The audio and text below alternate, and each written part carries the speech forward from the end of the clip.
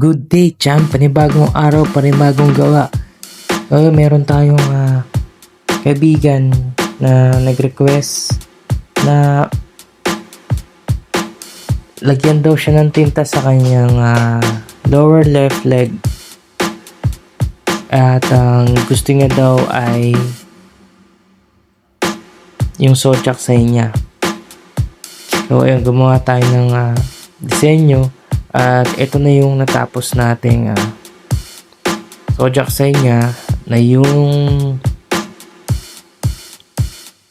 ano ba to, yung may timbangan, yun ay libra. So, ang libra ay nagsisimbolo ng balance, harmony, justice, at fairness. Madalas siya ng mga pinanganak mula September 23 hanggang October 22.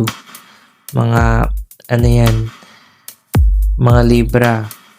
So, ito na yung natin, nilagyan natin ng background, tapos kinulayan natin yung ibang mga flowers at yung So, okay naman ang kinalabasan.